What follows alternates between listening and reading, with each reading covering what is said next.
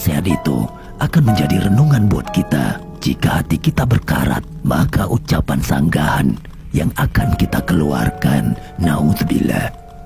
Selanjutnya, ada yang berkata terhadap orang yang mengisahkan tentang surga dan neraka. Ini yang bicara soal surga dan neraka, apa udah pernah pergi ke sana? Ketahuilah, ucapan tersebut lebih menjijikkan dari muntah seekor anjing. Karena ucapan itu seolah-olah mengingkari informasi Allah melalui Al-Quran dan hadis. Bukankah orang yang bicara tentang surga dan neraka itu mengambil sumber dari Al-Quran dan hadis? Apakah mereka yang membantah itu sudah tersusupi dengan paham jahiliyah? Tidakkah mereka percaya pada Al-Quran dan hadis padahal mereka mengaku Islam? Na'udzubillah. Berikutnya, jika orang bicara soal dosa dan pahala, ada lagi yang membantah. Pahala dan dosa itu Allah yang berhak menentukan. Manusia gak berhak menghakimi.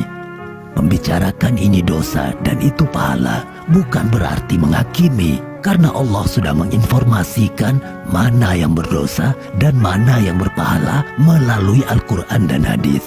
Maling dosa, zina dosa, mabuk dosa, ya Allah yang menentukan agar manusia tidak melakukannya. Oleh sebab itulah Allah berikan informasi atau petunjuk agar manusia tidak berada di jalan yang salah.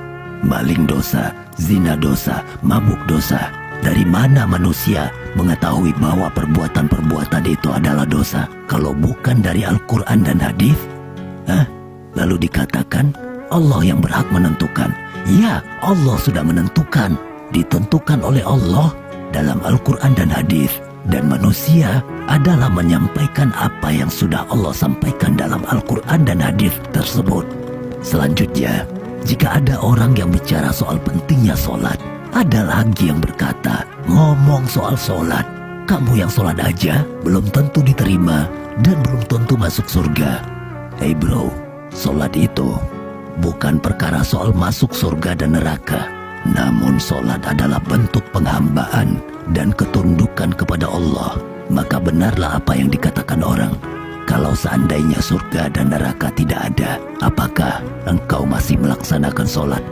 Betul memang, orang sholat saja belum tentu masuk surga, apalagi yang tidak sholat. Tapi, orang yang sholat lebih berpotensi mendapatkan ridho Allah. Lalu, di mana letak rasa malu kita mengaku sebagai hamba tapi tidak menyembah Tuhannya?